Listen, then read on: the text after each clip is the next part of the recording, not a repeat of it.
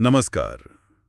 આજે આપણે ભારતીય રેલવેની એક બહુ મોટી ભરતી વિશે વાત કરવાના છીએ. RRB group D. આશરે 22,000 જેટલી જગ્યાઓ છે. આ એક મોટી તક છે. તો આજે આપણે આ ભરતીની જાહેરાતને બારીકાઈથી સમજીશું અને એ બધી વિગતો પર ધ્યાન આપીશું જે ઉમેદવારો ઘણીવાર નજરઅંદાજ કરી દેતા હોય છે. બિલકુલ.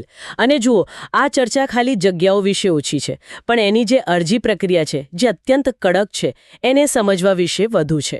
આપણો હેતુ એ જ છે કે જે નાની પણ નિર્ણાયક સૂચનાઓ છે એ ઉમેદવારો સુધી પહોંચે. બરાબર. તો ચલો શરૂઆત કરીએ.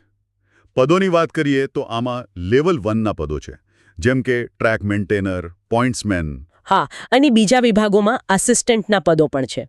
પગારની વાત કરીએ તો શરૂઆતનો પગાર 18,000 રૂપિયા છે, વત્તા બીજા ભથ્થા. અને શૈક્ષણિક લાયકાત? એમાં ધોરણ 10 પાસ અથવા આઈટીઆઈ અથવા તો એનસીવીટી દ્વારા માન્ય નેશનલ એપ્રેન્ટિસશીપ સર્ટિફિકેટ.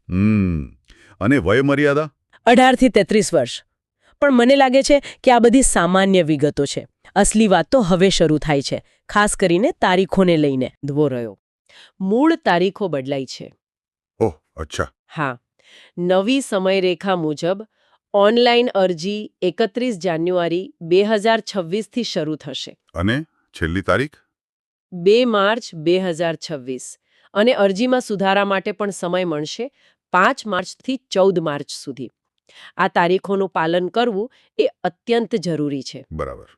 હવે ચાલો પેલી ગંભીર સૂચનાઓ પર આવીએ. મેં સાંભળ્યું છે કે ઉમેદવાર ફક્ત એક જ આરઆરબી ઝોનમાં અરજી કરી શકે છે. હા, અને આ નિયમનું પાલન ન થાય તો બધી અરજીઓ રદ? બધી જ. એટલું જ નહીં, ભવિષ્યની પરીક્ષાઓમાંથી પ્રતિબંધિત પણ થઈ શકે છે.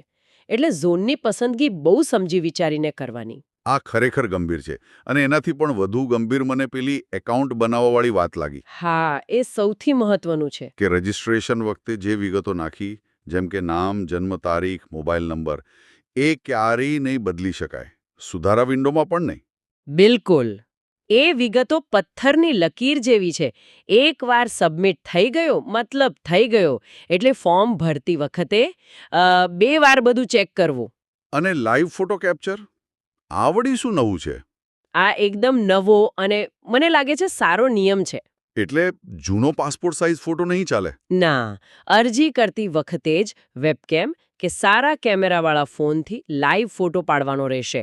આનાથી ગેરરીતિ અટકાવવામાં મદદ મળશે. વાત તો સાચી છે. પારદર્શિતા માટે જરૂરી પગલું છે. સારું, માની લો કે કોઈએ સાવધાનીથી ફોર્મ ભરી દીધું. પછી આગળ શું? પછી પસંદગી પ્રક્રિયાના 4 તબક્કા છે. પહેલું, કમ્પ્યુટર આધારિત ટેસ્ટ એટલે કે સીબીટી. એની પેટર્ન કેવી હશે? 100 પ્રશ્નો, 90 મિનિટનો સમય અને નેગેટિવ માર્કિંગ પણ છે. દરેક ખોટા જવાબ માટે 1/3 માર્ક કપાશે. અચ્છા. અને સીબીટી પછી? સીબીટી પાસ કરનાર માટે શારીરિક કાર્યક્ષમતા કસોટી એટલે કે પીઈટી. એ પછી દસ્તાવેજ ચકાસણી અને છેલ્લે મેડિકલ પરીક્ષા. અને પેલી ફી રિફંડની શરત શું છે? એ રસપ્રદ લાગે છે. હા, એ ઉમેદવારોને પ્રોત્સાહિત કરવા માટે છે.